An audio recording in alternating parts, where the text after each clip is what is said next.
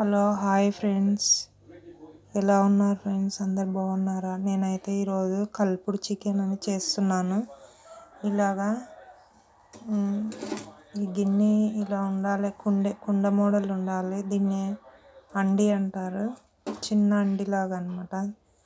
దీంట్లో చేస్తే బాగా వస్తుంది.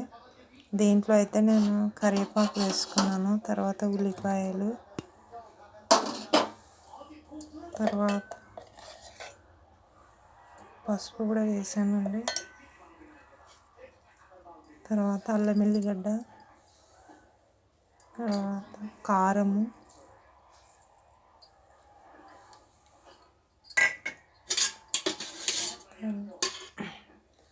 ఆయిల్ కూడా వేస్తున్నానండి.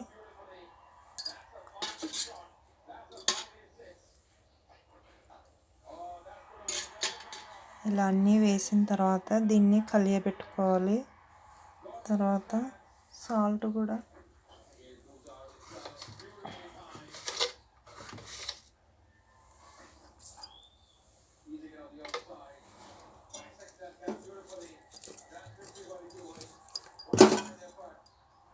దీన్ని అంతా కలియబెట్టుకొని ఒక 1/2 అవర్ అలాగే పెట్టుకోవాలండి.